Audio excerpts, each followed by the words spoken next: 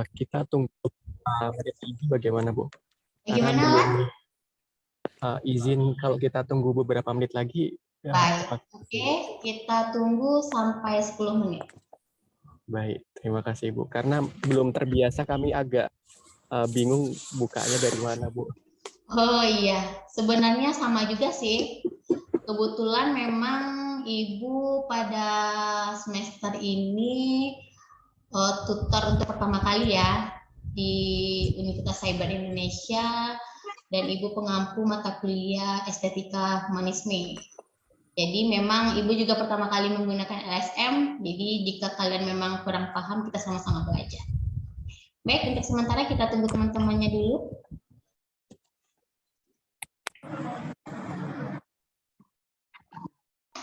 Baik, Bu.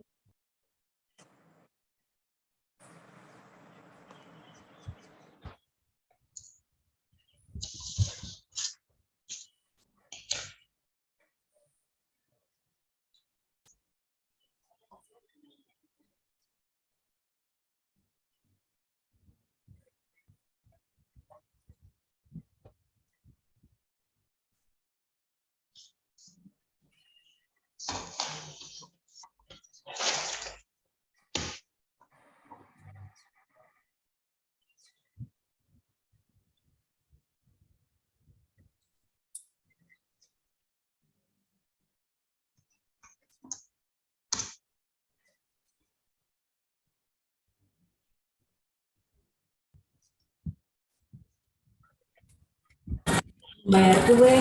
Oh, kalau misalnya kemarin minta gitu. Sementara Ibu kita menunggu teman-teman yang lain, mungkin terlebih dulu kita saling memperkenalkan diri ya. Berapa gitu? Paling nggak begitu. Yang berapa aja? Orang tuh mau bayar 100 berapa tadi? 60. Bayar kue. Pagi, Bu. Siang, Bu. Baik, perkenalkan, nama saya Sinta Wahyuni, kemudian saya tutor pengampu mata kuliah Estetika Humanisme. Untuk pertemuan pertama ini mungkin kita lebih menjelaskan tentang FPS-nya terlebih dahulu, dan kita akan membahas tentang materi yang pertama, yaitu tentang Introduction to Emotion Intelligence.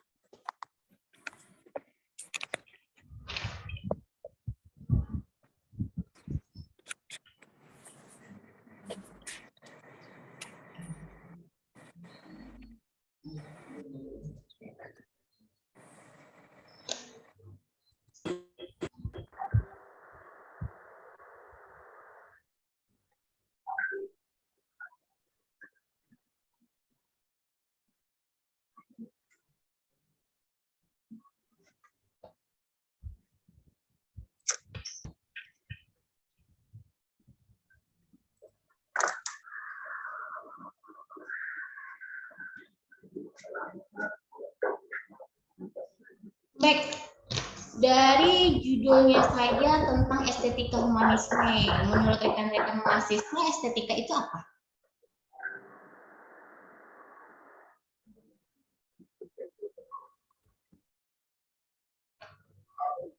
Estetika humanisme, apa itu estetika menurut rekan-rekan semuanya? Apa yang bisa rekan-rekan mahasiswa gambarkan estetika? Apa, Sarina, Katarina? Apa estetika? Kita sudah terbiasa kan mendengar kata-kata estetika. Apa itu estetika?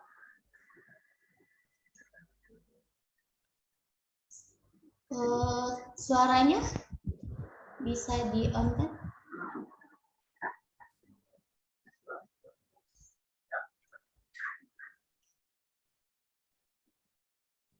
Terdengar? Ya. Keindahan atau keselarasan, Bu? Keindahan, keselarasan. Ya. Ada yang lain lagi estetika menurut Fernando Hendra mungkin?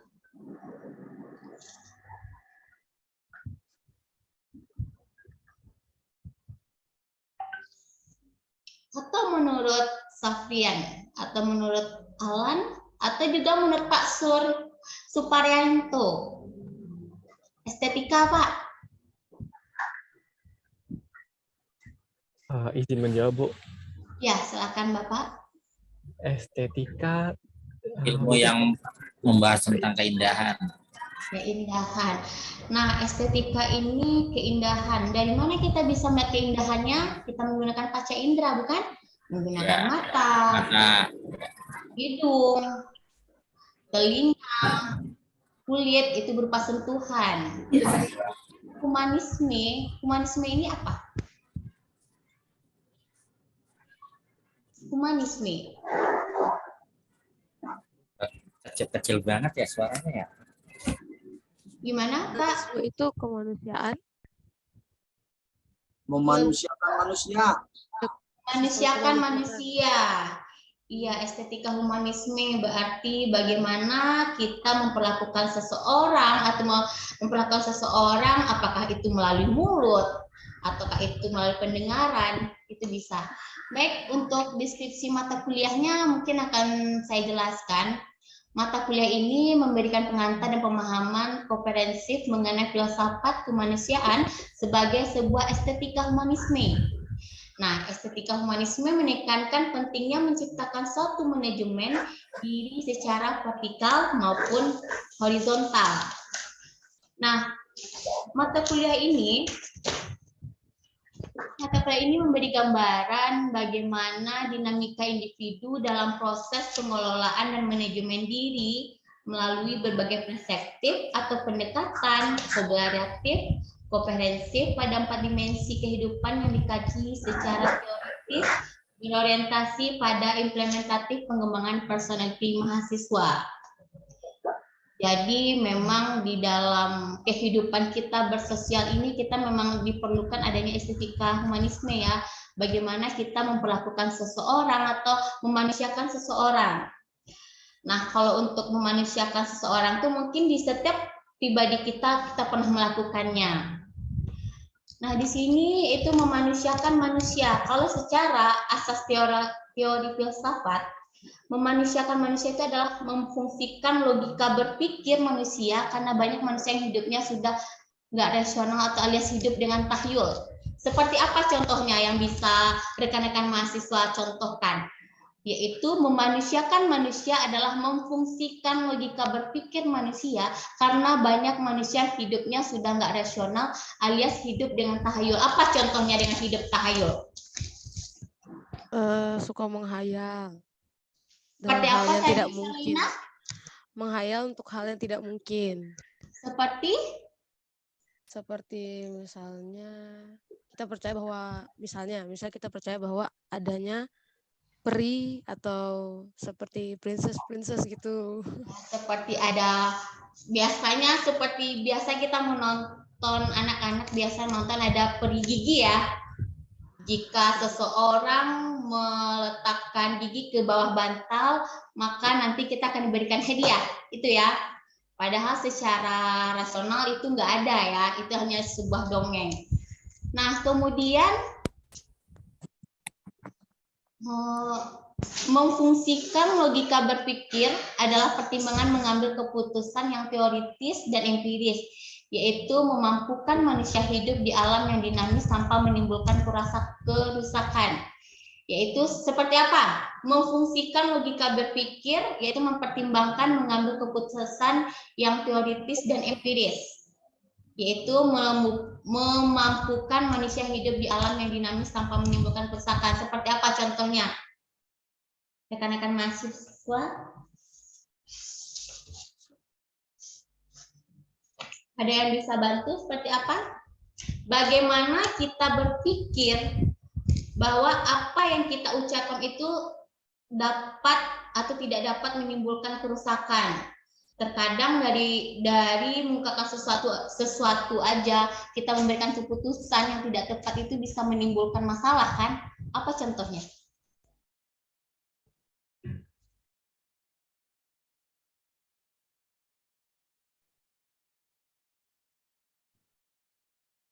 Seperti apa?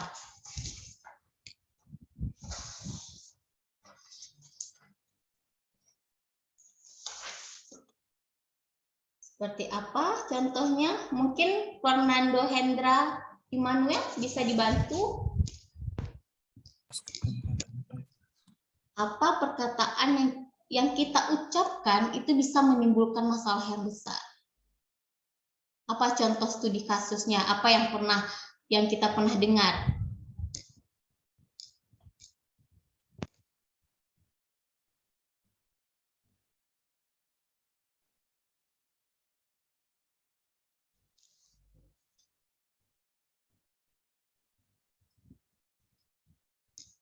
Ada? Seperti apa Pak Supriyanto? Apa keputusan yang kita ambil bisa menyebabkan atau menimbulkan kerusakan?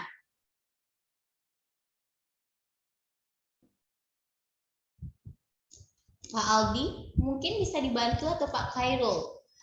Hal yang kecil saja dari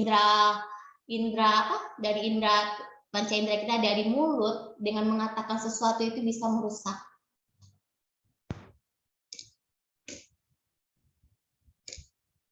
Kalau kerusakan alam, contohnya, kalau di sini lebih tepatnya.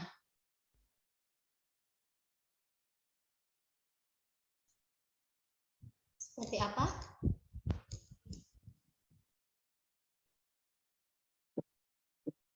Seperti apa Ibu Anggriani? Mungkin bisa bantu?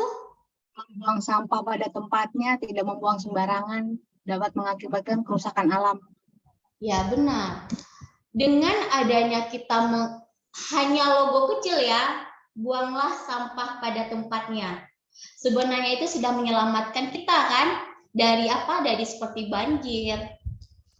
Jadi memang sesuatu yang kita ucapkan itu memang harus dari diri kita sendiri ya. Iya tidak?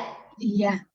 Kita memang harus melakukan sesuatu memang dari diri kita sendiri, baru kita bisa berikan kepada orang lain. Nah, mari kita lihat slide yang berikutnya.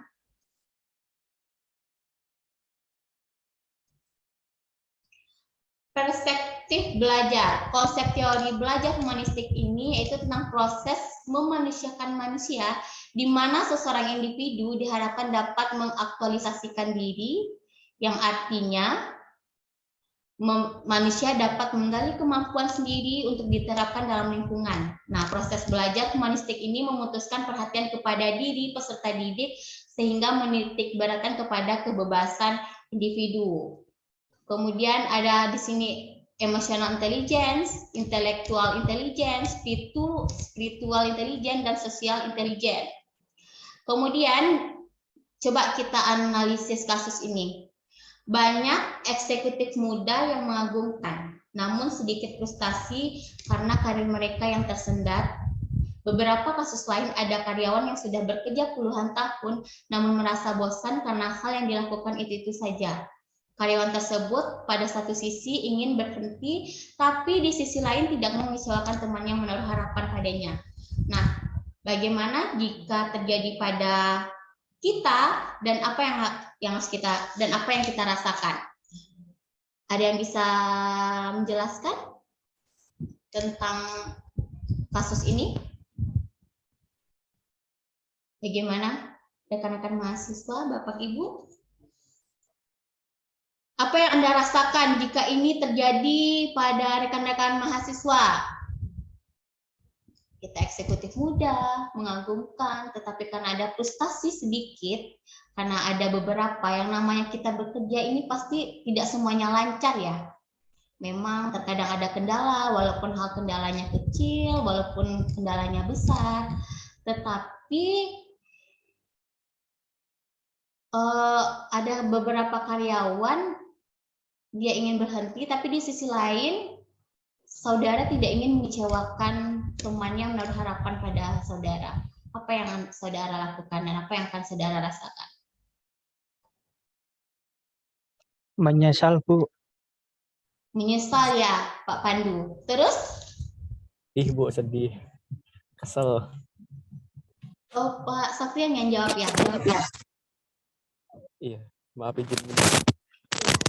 Menyesal, rasa menyesal. Kemudian apa lagi yang ada kalian rasakan? Sedih, Bu, sedih. Sedih, menyesalnya karena apa? Sedihnya karena apa? Menyesalnya karena frustasi, Bu. Pada saat itu nggak tenang pikirannya. Jadi menyesal di belakangan gitu, Bu. Oke. Ada yang lain? Perasaan yang lain mungkin? Emosional yang lain? Tekanan batin, Bu. Mau nggak mau ditelan aja udah. Tekanan batin. Oke, ada yang lain lagi?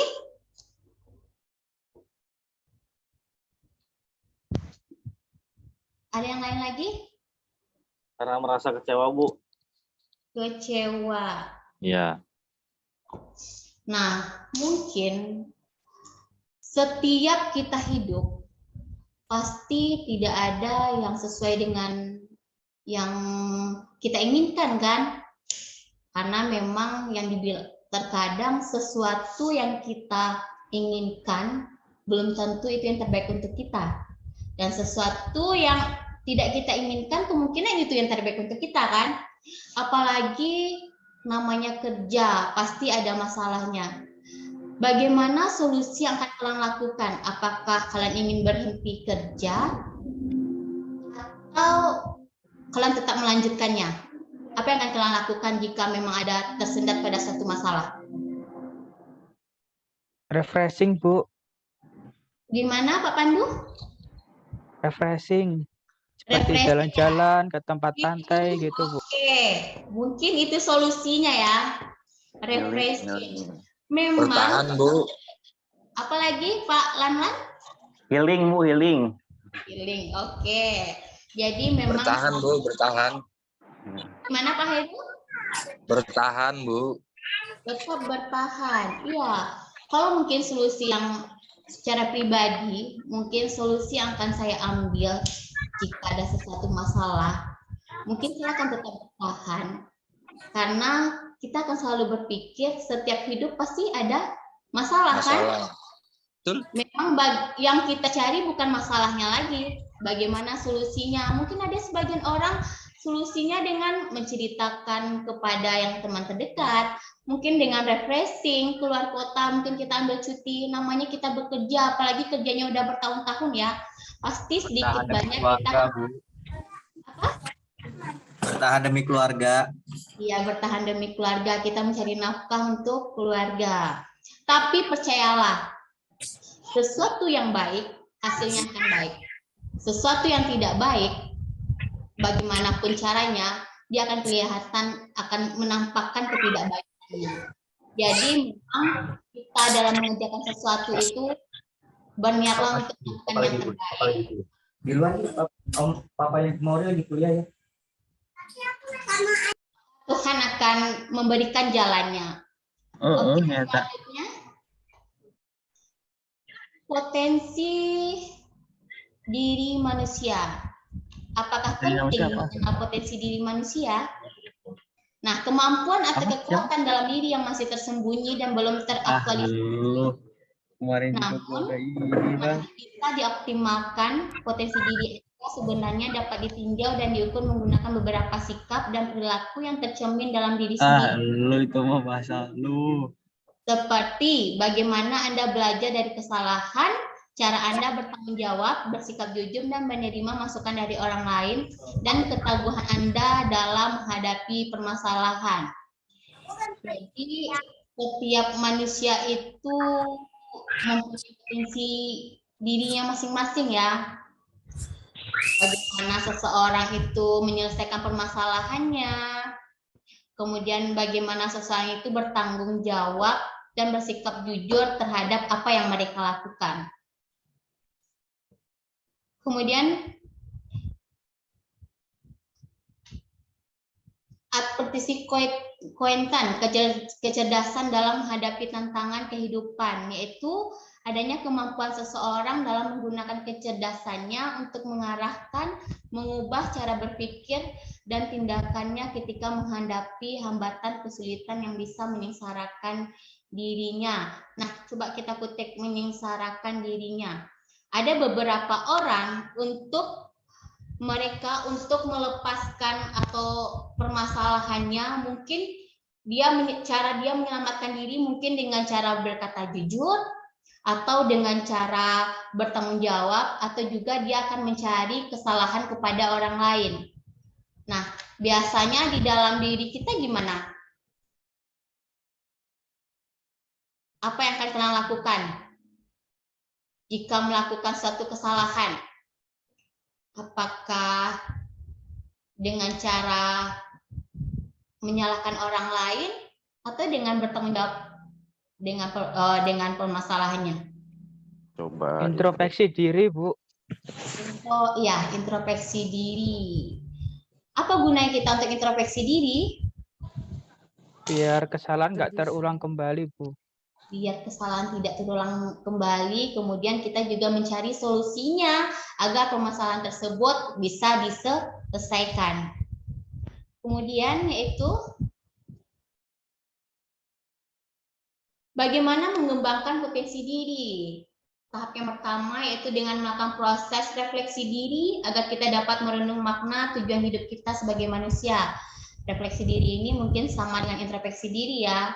Yang kedua, dengan kenali kekuatan dan kelemahan diri kita agar kita mudah menyusun strategi untuk mencapai tujuan sesuai dengan karakter diri. Yang ketiga, bangun prinsip diri agar kita tidak mudah goyah dengan bermacam-macam faktor internal dan eksternal yang mungkin menghambat langkah-langkah kita. Nah, di sini mengembangkan potensi diri. Kita harus berfokus pada pengembangan diri yang sudah kita susun untuk masa depan. Nah, bagaimana caranya? Maafkanlah segala masa lalu yang mungkin pernah menjadi penghalang kemurnian hati. Kemudian menyelesaikan semua masalah dengan kepala dingin dan rasional yang baik sehingga kita bisa mengambil keputusan dengan tenang.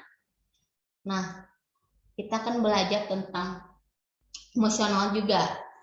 Jika ada seseorang melakukan kesalahan kepada kalian, biasanya hal apa yang akan kalian lakukan?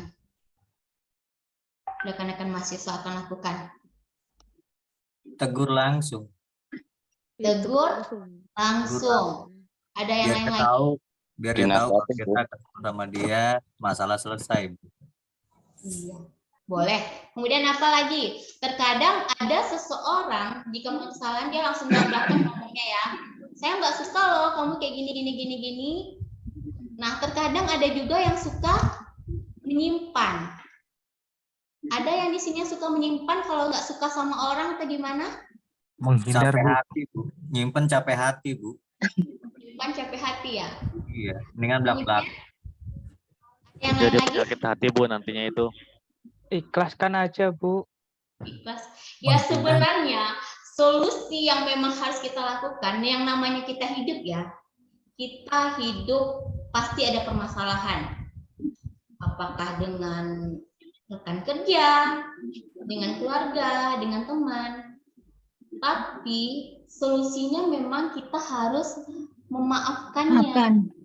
Iya, solusi yang terbaik itu memang memaafkan. Karena sesuatu yang kita simpan itu tuh akan sakitnya kemana? Ke kita kan? Ya, betul.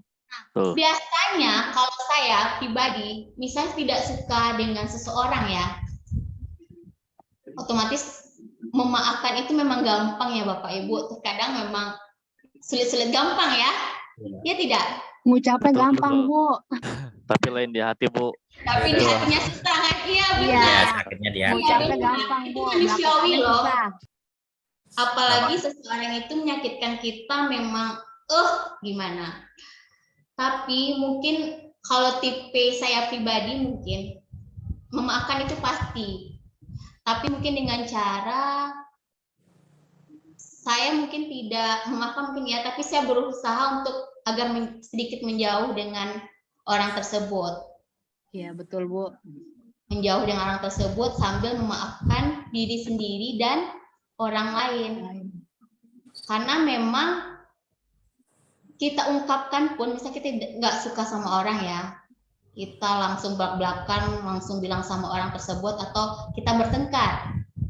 Sebenarnya pasti sedikit banyak setelah itu mungkin ada rasa apa namanya, kalau sudah Plong. Ya, ada rasa menyesal mungkin ada, kemudian sudah puas mengeluarkan unek-unek, tetapi memang kata orang, menang jadi arang, Arang, kalah jadi abu. nggak ada bagusnya. Iya kan? Iya, betul, Betul, Bu. Ya, memang juga dan memang ada beberapa orang tipenya jika ada masalah itu dia suka langsung menyelesaikan solusinya ya. Ada juga patah bilang, nggak apa-apa. Saya orang Minang ya, orang Padang ya. Jadi biasanya kalau ada masalah gini, biasalah ayah tuh karwas, dia siap tuh tanam. Ada yang paham Bapak Ibu? Nggak tahu, Bu. Artinya apa, Bu? Nggak ngerti, Bu. Artinya kita lapar ya, Bu ya. Bukan orang Padang, Bu. Nggak apa-apa, air itu keruh. Tapi setelah keruh itu dia akan tenang kembali. Daripada sesuatu yang disimpan-simpan, nanti lambat laut akan menjadi bom dan akan meledak. Dan memang kita sebagai namanya kita hidup bersosial ya. Sosial bermasyarakat. Memang kalau memang ada masalah itu yang memang kita harus saling memaafkan. Bicarakan baik-baik, selesaikan baik-baik. Gitu. Iya, bicarakan baik-baik. Mana solusinya yang terbaik. Karena memang kalau tidak dibicarakan masalah itu memang tidak akan selesai. Capek, Bu, kalau dipendem. Tetapi, ya, Capek kalau dipendem. ya capek kalau dipendam ya.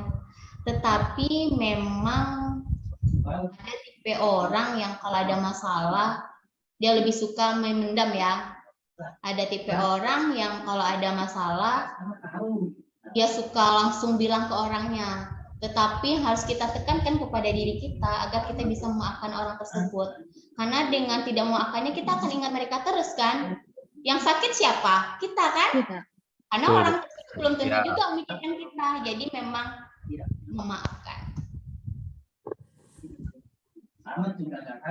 Oke, hakikat kita sebagai manusia. Terkadang kita takjub dengan sesuatu, terkadang kita resah dengan sesuatu, resah ada masalah, kemudian ada dengan caranya dengan berpikir atau memenungkan apa yang kesalahannya atau tentang apa, kemudian bagaimana realitanya, kemudian bagaimana kebijaksanaan kita, kemudian apakah terkadang setiap ada permasalahan kita bertanya-tanya tidak di dalam diri kita sendiri. Iya. Tanya-tanya, Bu. Iya, Bu. Dan terkadang kita juga mencari solusinya sendiri ya. Iya. Kalau bertanya menjawab ini sama aja kita merenungkan atau mengintrospeksi diri kita. Kemudian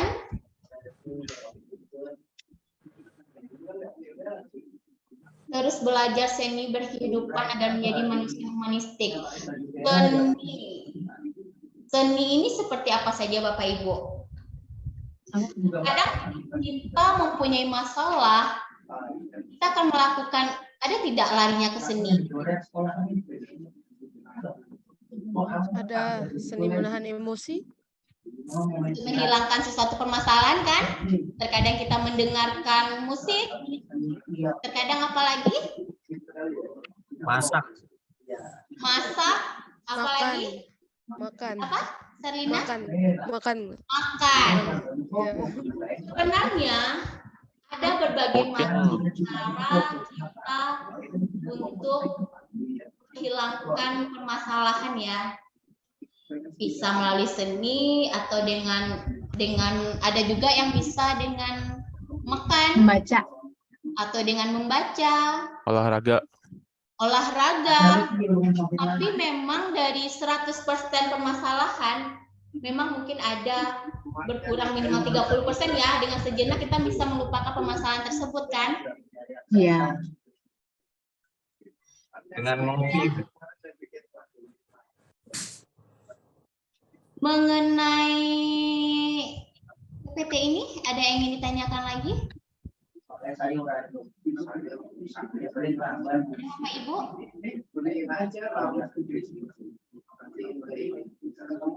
Untuk perkuliahan pertama ini Bapak Ibu sudah melihat LPS? Baru sekilas, Ibu. Ya, mungkin untuk minggu berikutnya kita akan membahas Sudah Bu, cuman sekilas. dengan sekilas ya. Mengenai perkuliahan kita hari ini, karena kita selesainya 11.40 ya. Apakah ada pertanyaan atau kita akan diskusi mengenai sesuatu yang lain?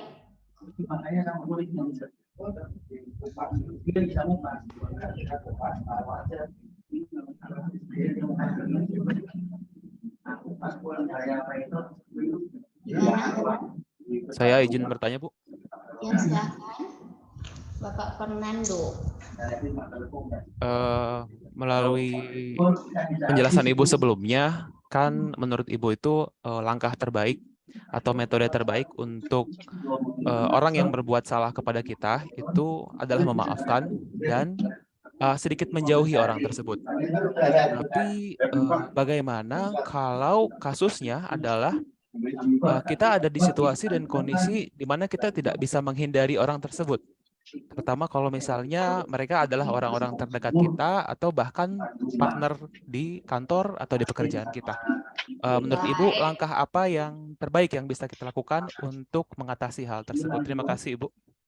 Baik, ada lagi pertanyaan, kita tampung 3 pertanyaan, nanti kita diskusi sama-sama, karena memang mengenai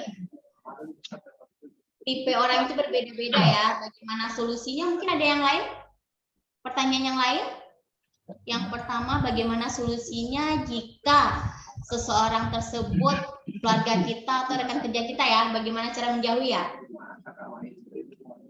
Oke, terima kasih Pak Fernando. Ada lagi? Kita bahas ini saja dulu. Baik. Nah, kalau menurut Bapak Ahmad Supanto, apa yang akan Bapak Ahmad Supanto lakukan jika Bapak tidak menyukai seseorang, tetapi bagaimana cara memaafkannya, atau apakah dengan cara menjauhinya, atau seperti apa? Suaranya mungkin di Pak.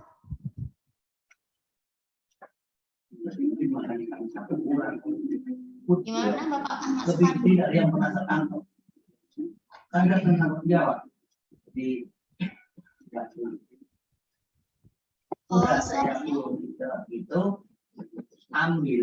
Suara Bapak kurang terdengar. Ibu semuanya terdengar suara Bapaknya?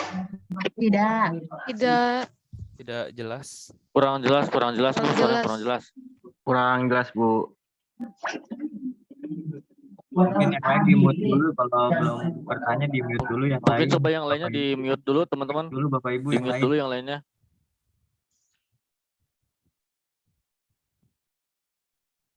Gimana Bapak Ahmad Supanto? Oh, nggak terdengar ya Pak ya? Kurang terdengar.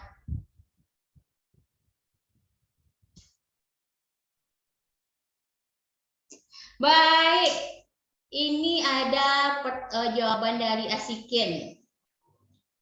Menurut pendapat Asikin, menjauh itu tidak mesti secara fisik, bisa juga dengan tidak mempedulikannya dan menganggap angin lalu. Benar. Ada lagi yang lain?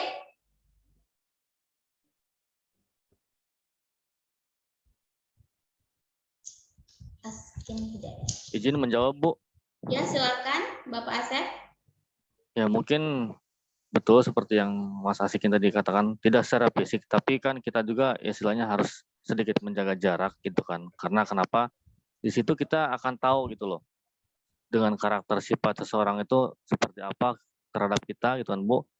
Jadi kita juga perlu waspada dan hati-hati terhadap orang terdekat kita. Karena orang terdekat kita juga tidak selama itu baik dengan kita, Bu. Seperti itu.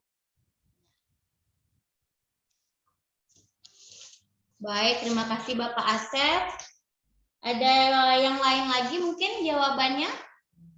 Yang dari pertanyaan Fernando? Bagaimana? Sebenarnya, kalau tentang permasalahan ini memang terjadi tidak hanya sekarang saja ya Bapak Ibu, tetapi memang dari kita SD mungkin juga sudah banyak permasalahan kan? Dan memang ada beberapa tipe orang, dia menyelesaikan permasalahannya mungkin dengan memaafkan. Dan seperti tadi kata Bapak Asikin, seperti tidak mempedulikan orang tersebut. Kemudian tadi kata Bapak Asepnya, dengan cara gimana tadi Pak Asep? Mungkin dengan sedikit menjaga jarak Bu dengan orang tersebut gitu. Jaga Untuk jarak. kehati-hatian saja, iya.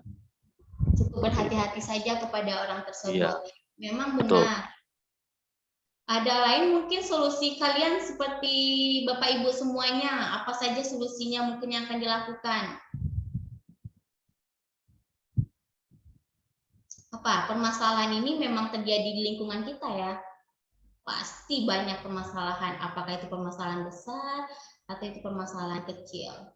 Tapi yang memang yang secara pribadi yang saya rasakan, memang jika ada permasalahan tersebut, mungkin untuk ketenangan hati kita sendiri ya, memang dengan cara memaafkan mereka dan mungkin tidak mempedulikan mereka lagi. Hanya menjaga jarak, tetapi tidak memutuskan hubungan silaturahmi. Karena memutuskan hubungan silaturahmi itu tidak diperbolehkan. Ada lagi mungkin yang lain, Bapak Ibu?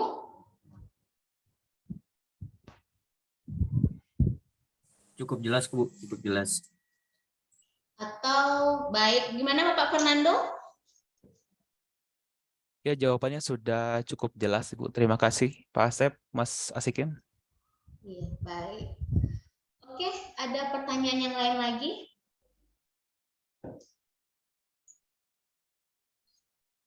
Ada pertanyaan lagi, Bapak Ibu?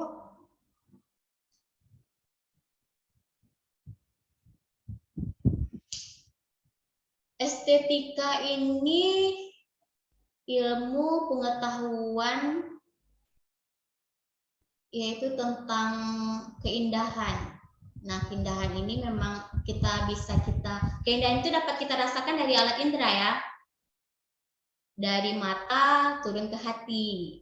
Kemudian dari pendengaran, mendengarkan sesuatu, kemudian bisa dari berbicara, kemudian memang dari kulit ya, seperti sentuhan. Sedangkan humanisme ini bagaimana cara kita memanusiakan manusia. Contohnya saja dengan kita menggunakan alat indera seperti orang bilang kan lebih tajam rasanya mulut seseorang ya daripada pisau. Karena memang kalau mulut seseorang itu bakal bisa dia ingatkan sampai tua ya. Apalagi perkataan seseorang yang sudah menyakitkan. Tapi kita sebagai manusia memang jangan pernah menzalimi seseorang. Memang setiap doa orang yang terzalimi itu akan dikabulkan. Apa Bapak Ibu pernah merasa menzalimi seseorang? Dengan perkataannya? Semoga tidak. Semoga tidak. Ya benar. Memang Semoga tidak, Bu. Tidak. Karena kadang-kadang ada yang ucapan yang tidak kita sengaja gitu. Ya, kita mohon ampun aja ya kepada Allah. Izin Ibu, Ya, satu silakan. pertanyaan lagi terkait dengan memanusiakan manusia dan menjolimi ya Bu ya. Terkadang penghinaan atau lebih kepada ejekan baik itu berupa sara itu dikemas dalam bentuk candaan dalam pergaulan kita sehari-hari. Nah, bagaimana kita menyikapi candaan yang mengandung penghinaan terhadap kita, Bu? Melalui candaan. Bagaimana Bapak Ibu cara kita menanggapi candaan tersebut? Terkadang seseorang itu biasanya bercanda kan? Tetapi kita secara pribadi ada waktunya kita bisa menerima atau kita sedang mood dan ada kadang rasanya kita tidak bisa menerima kan? Iya. Tidak, apalagi orang yang biasanya orang yang bercanda yang sudah melewati batas itu biasanya mereka tuh memang sering bercanda seperti itu.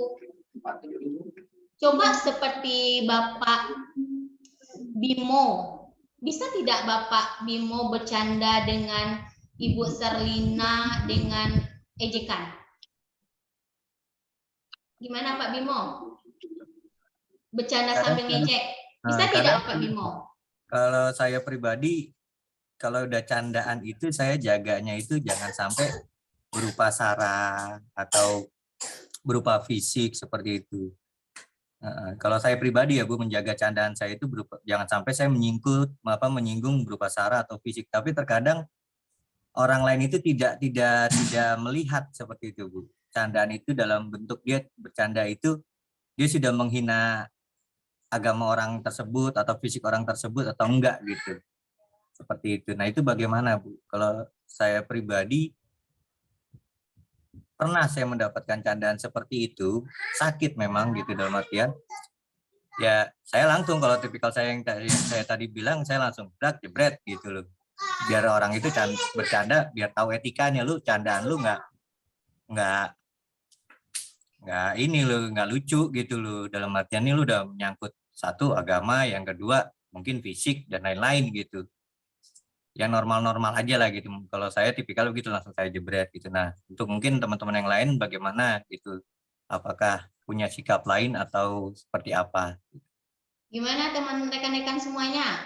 Coba kita dengarkan dari Bapak Supriyanto. Apa yang harus kita lakukan, Pak?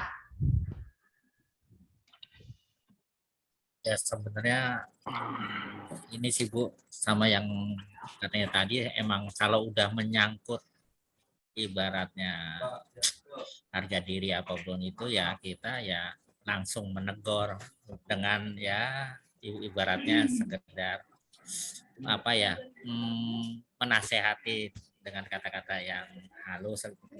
Yang penting kita sikapnya tenang, nggak ini Bu, apa, nggak emosional gitu. Oke, baik, terima kasih Pak Supriyanto. Mungkin yang lain lagi, mungkin Bapak Khairul Anam atau Bapak Yudi? Izin menjawab Bu. Silakan Bapak Khairul Anam. Kalau menurut saya itu kembali kepada tolak ukur masing-masing orang yang dipecandain ya Bu. Sepertinya. Jadi kayak kita bisa membedakan mana hal yang prinsip dan mana hal yang sepele. Jadi biasanya kan kita gini, kalau sama teman yang paling deket pun, kalaupun itu bercandaannya kelewatan, kita tetap bisa mentolerir karena dia teman deket kita sendiri. Kecuali kalau apalagi kita ke orang yang tidak kenal, bahkan orang sesama orang ke orang yang tidak kenal itu dia melirik aja, kadang seseorang bisa marah. Itu hanya dengan lirikan lah. Jadi kita harus mempunyai tolak ukur itu aja, mana hal yang prinsip, mana hal yang sepele. Terima kasih Bu. Baik, terima kasih Pak Khairul Anam. Dari 3 jawaban tadi memang dari itu ya, dari bapak-bapak yang biasanya itu yang baper kita ya, yang perempuan ya Bu Serlina. Ya Bu Serlina, biasanya memang kalau yang bapak-bapak ini kalau dalam menyikapi masalah itu memang mereka lebih berkepala dingin ya. Kalau yang perempuan ini memang, coba dari Bu Serlina Katarina, apa yang akan Ibu Serlina Katarina lakukan? Ya, terima kasih atas kesempatannya. Emang kalau misalnya aku dihadapin sama hal tersebut, aku emang orangnya tuh meledak-ledak gitu. Jadi kalau misalnya aku dihina atau apa, aku diem dulu. Setelah beberapa saat, kalau misalnya menurut aku itu udah kelewatan, nah baru aku lempiasin. Biasanya aku marah habis itu. Gitu. Baik. Sebenarnya ada beberapa cara yang akan bisa kita lakukan jika orang tersebut bercanda, kita menampakkan kalau kita tidak suka. Pertama dari mimik kita. Kelihatan kan kita bercanda, lihat aja wajahnya. Pasti kalau namanya raso pariso. Kalau di Minang itu ada namanya raso pariso, itu sama rasa, saling merasakan. Nah, bisa mungkin kalau perempuan mungkin lebih ke mimiknya dulu ya, yang berubah ya Bu Serlina ya.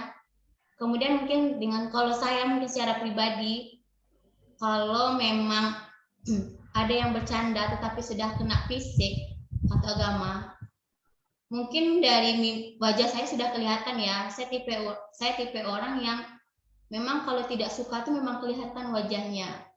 Dan saya langsung menegur orang tersebut. Saya katakan saya nggak suka bercanda kayak gini. Bercanda itu ada batasnya kan. Nah mungkin lebih seperti itu sih. Kalau seandainya kalau sudah, karena gini, kalau orang bercanda kita diamin aja, kita pergi, terkadang orang itu dia lost control, dia pasti itu terus. Makanya ada namanya membuli. Betul, Bu. Sama sekarang ada namanya ngebully ya. Ya. Nah karena Iya, ada. diam aja, jadi dia merasa hal itu lucu. Padahal itu kan menyakitkan. Padahal membuli itu bisa tersimpan untuk seseorang. Pernah ada kasus saya dengar, mungkin kita lebih sharing ya Bapak Ibu ya. Dia membuli tentang, kalau membuli mulut oke ya, masih bisa lah. Terkadang yang laki-laki itu udah membuli ke fisik. Apakah mungkin cewek tersebut dipukul kepalanya? Nah di saat guru mahasiswa tersebut nangis ya, namanya anak SD ya, nangis, kemudian melaporkan kepada guru. Terkadang ada beberapa anak-anak sekarang ini dia takut kan ngadukan ke guru. Dia bilang ke gurunya, tiba-tiba gurunya cuma bilang gini, oh ya udah, anak tersebut ibu marahin ya, tapi ini nggak perlu ya diceritain ke orang tuanya. Nah, tetapi guru tersebut dia hanya memikirkan efeknya untuk sekolahnya kan, tanpa dia memikirkan efek psikologisnya anak tersebut, sehingga anak tersebut sering dibully, akhirnya dia nggak sekolah-sekolah lagi. Sampai sekarang dia nggak sekolah. Jadi kalau kasus seperti ini, apa yang kalian lakukan? Misalnya, Bapak Ibu, anak Bapak Ibu atau adik Bapak Ibu di sekolah mengadu sama Bapak Ibu kalau dia kena tendang. Nah, apa yang akan Bapak Ibu lakukan? Misal adiknya yang digitukan atau anaknya, apa yang akan langkah yang Bapak Ibu lakukan?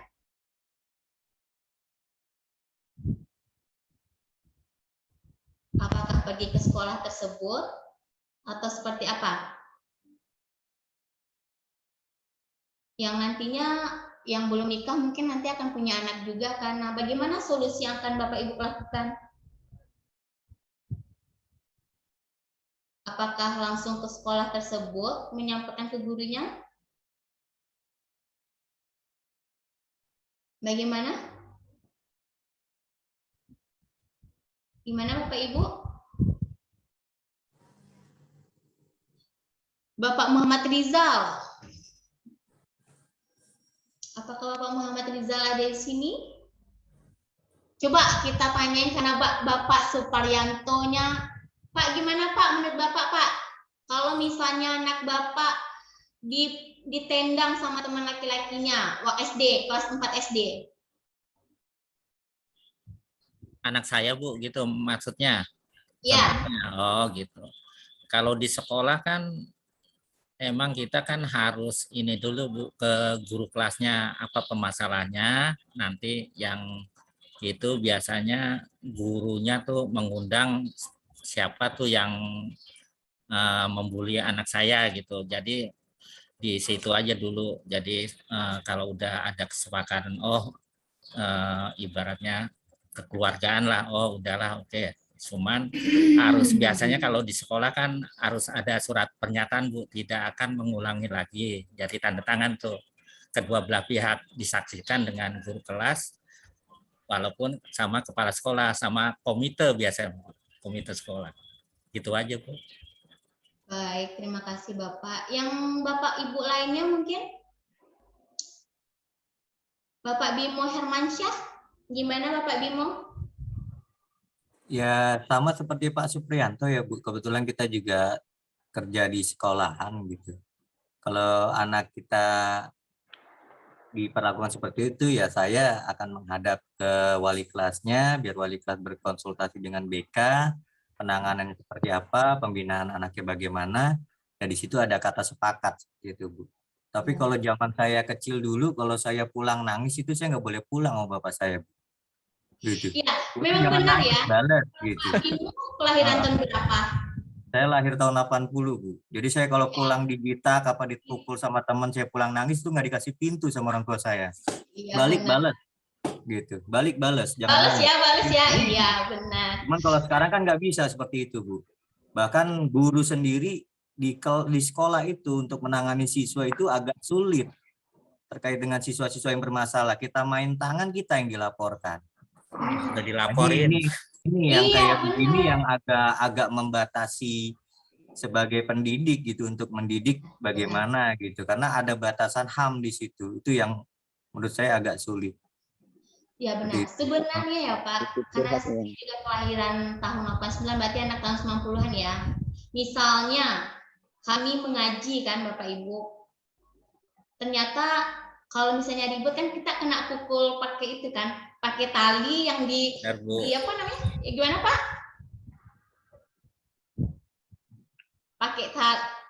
Pakai lidihnya itu di apa namanya kalau bahasa Indonesianya ya? Kami itu dijalin namanya. Nah, nanti kalau misalnya ribut kena pukul, tapi nggak ada yang nangis ya. Sebenarnya ada plus minusnya ya Bapak Ibu. Kalau anak-anak sekarang, kita sebagai guru tuh jadi terbatas kan untuk mengajarnya jadinya. Padahal kalau dipikir-pikir, memang bagus ajaran tahun 80-an, 90-an, pokoknya 2000 ke atas.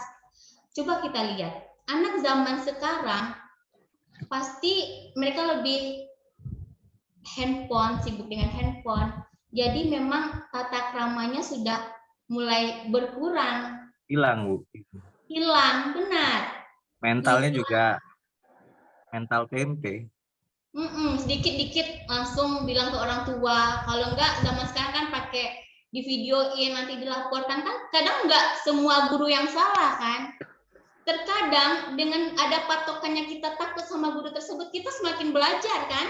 Kalau zaman kita dulu kan, besok mau belajar bahasa Inggris kalau biasanya. Bapak tuh kalau salah biasanya nanti disuruh ke depan. Jadi kan kita ada rasa malu kan, padahal hanya hal sepele kita ke depan. Zaman dulu tuh mungkin malu kita lebih banyak. Tapi kalau zaman sekarang kita lihat memang sudah berkurang ya. Memang gimana Bapak? Ketemu guru aja takut. Kalau dulu ya, kalau sekarang aja Bapak, Ibu, saya kan dosen. Guru udah kayak temen, Bu. Iya, dia WA kan. Kalau saya pribadi biasanya dulu kalau mau bimbingan, saya ke kampus dulu, saya lihat dulu dosennya ada atau tidak. Iya kan? Nah, nanti kata-katanya gimana rasanya yang sopan. Kalau anak-anak zaman sekarang enggak. Kalau dia mau bimbingan, dia bilang begini, Assalamualaikum Ibu, Bu, saya nanti mau bimbingan, Bu, apakah Ibu ada di kampus? Kita jawabkan, ada. Dia masih di kos-kosan. Kalau, di situ terkadang. Mannernya kurang, Bu ya? Gimana Pak Fernando? Manner atau respect ke pengajar itu berkurang drastis di masa sekarang tuh. Iya, benar. Jadi memang kalau saya mengajar di kampus yang saya ajar di Stifam Padang, memang apalagi saya mengajar MKDU ya, bahasa Indonesia juga, memang saya lebih melihat etika mereka. Karena saya yakin setiap pendidik itu, setiap mahasiswa itu pasti dia sudah paham apa tentang bahasa Indonesia, bagaimana cara belajar. Tapi memang pernah saya bertanya,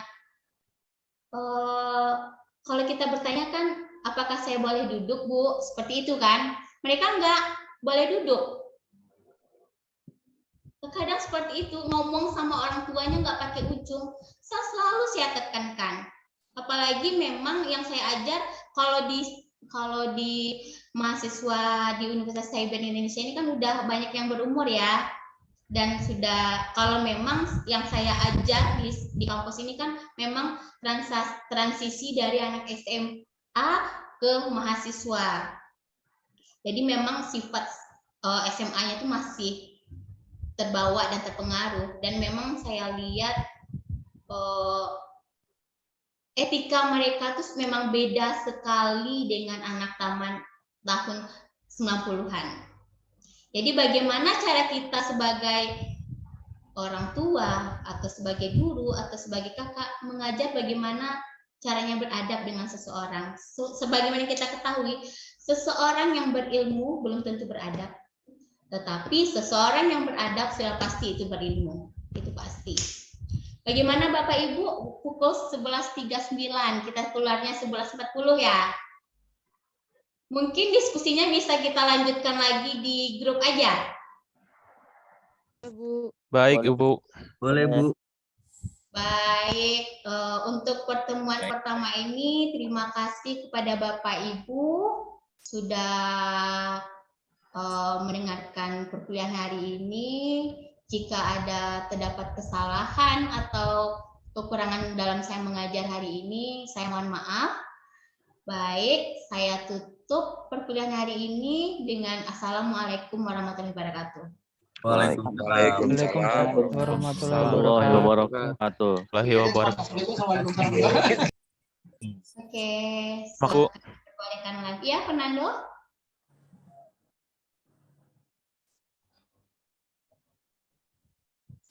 Terima kasih Bu, izin keluar. Iya Pak, baik. Izin keluar, Bu. Baik, terima kasih. Ya, Terima kasih, Bu. Assalamualaikum. Ya. Saya juga izin keluar, Bu ya. Iya Pak.